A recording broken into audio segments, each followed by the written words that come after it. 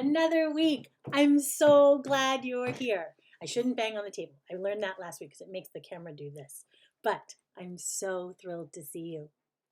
I'm distracted a little bit because outside my window there are beautiful orange and yellow and brown leaves floating around. The air is a little crisp. It's definitely fall. So we have a fall event that we're so excited to share with you on October 24th. So not this Saturday, but next Saturday, the following Saturday at 10 a.m. We're going to gather together in the forest, spread out, and each take a little plot of land and create a little scene, making a scarecrow according to your favorite Saturday morning cartoon character. Now, I know that y'all don't do Saturday morning cartoons the way maybe your parents or I did Saturday morning cartoons, but it was a thing. Truly, it would start at 7 a.m. and cartoons would be on till almost noon, just nonstop. That was a big deal when we didn't have a Cartoon Network. All that being said, we're going to bring all of those memories and add yours. With the Cartoon Network and Nickelodeon, those people, let's get all of those scarecrows out into the forest together so that we can create a self-guided interactive tour for the community. So here are the important details. Setup is Saturday, October 24th at 10 a.m.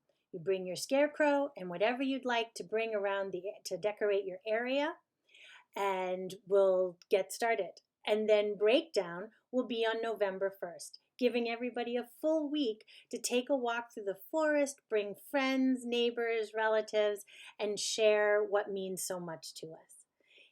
Let us know what character you choose. We'd like to create QR codes for each stop so visitors can scan those and maybe be introduced to your favorite cartoon or one they've never even heard of. We look forward to having you with us.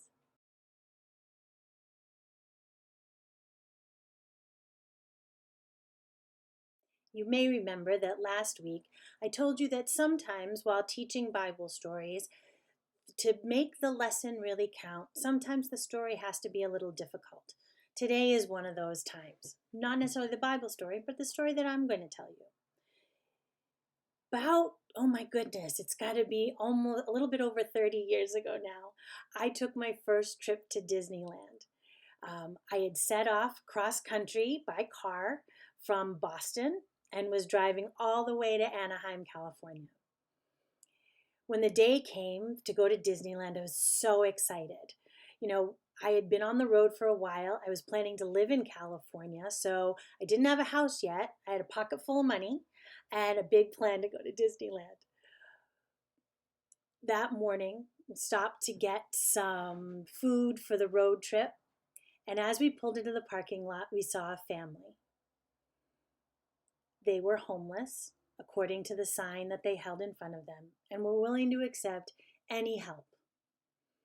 Now, my friends, here I was, no home, little bit of money in my pocket, ready for a big day. There they were, no home, looking for some money to put in their pocket, with a long, long day ahead.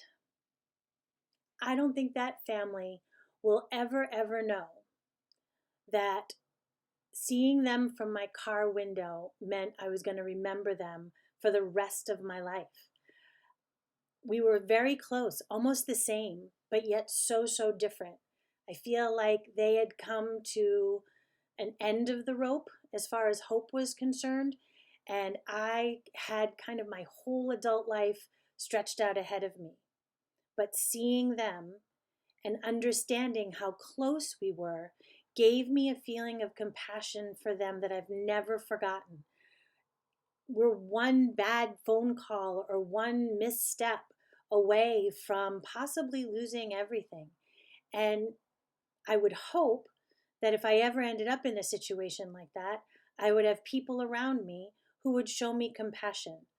I know that while I couldn't give that family a place to live, I could certainly buy them a loaf of bread, peanut butter, some jelly, and some disposable knives so that they could at least have sandwiches for lunch.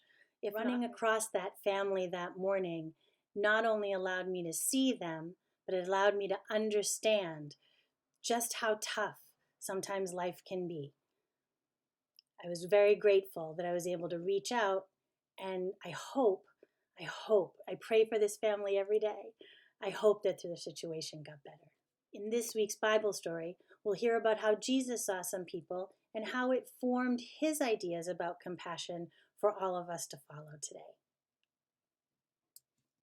This week's story of compassion comes from Matthew 9, verses 35 through 38. Then Jesus traveled all around the cities and villages. He taught in their synagogues. He proclaimed the good news of the kingdom. Jesus cured every disease, every sickness. When he saw all the people, he had compassion for them, because they were harassed and helpless. They seemed to Jesus like sheep without a shepherd. Then Jesus said to his disciples, "There is a lot of work to be done, but not a lot of people to do it. Pray for the people to do the work that needs doing." I so hope you're enjoying what we're calling our pop culture gospel. Creating the toy stories for you has been so much fun, just so much fun. I do want to think about it though.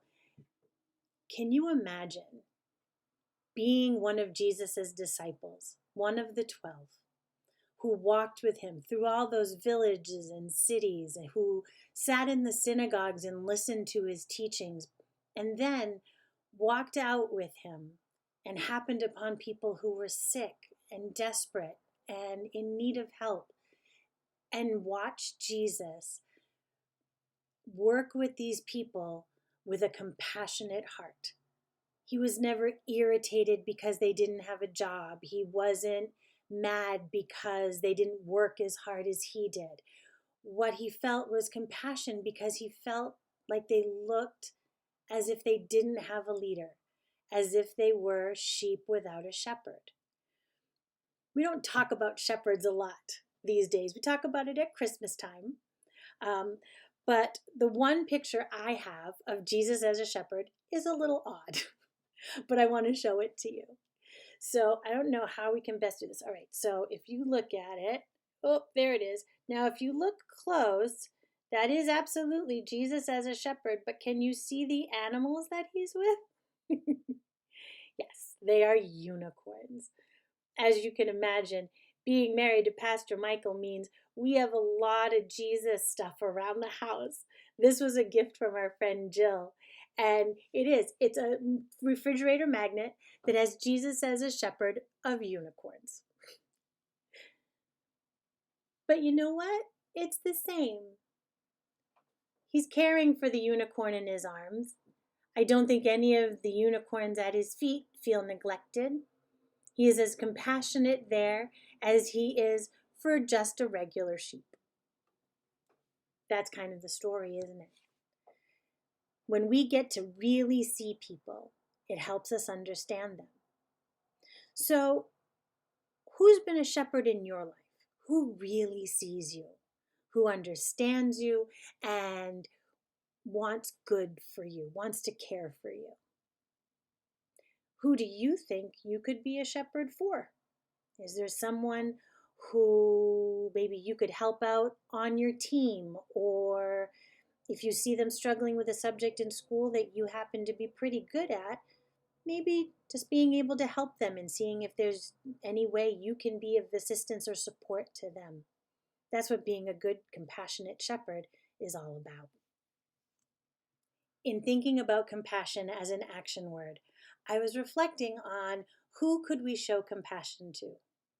Some of the most vital people in this pandemic season have been our first responders. Whether it's a doctor or a fireman or a policeman, a crossing guard, people who work at our grocery store, these are all people that we see, and to let them know that they are seen, to ask them how they are. As Sunday clubbers, you all know how important it is to read a person's name tag and use their name. So as you're checking out of the grocery line, to say, thank you, Connie. I hope you have a great rest of the day. It's such an easy and wonderful way to show compassion. Another great idea that I've seen in this season is having a basket out for your Amazon or food delivery people. A small basket that has some hand sanitizer, bottles of water, maybe some granola bars individually wrapped, and just a note that says, thank you so much for our delivery. We wouldn't have been able to get it without you. We see you and we so appreciate the work that you do. Can you imagine the boost it would give to somebody's day? Such a small thing for us to do that has such a huge impact on people who are doing such hard work. As we wrap up for this week, I'm so looking forward to seeing you on the 24th for our day in the forest. And I hope that you have a wonderful, wonderful week ahead filled with compassion. Will you pray with me? Awesome. Dear God, thank you for our story today of Jesus acting as a shepherd, protecting and guiding those in need.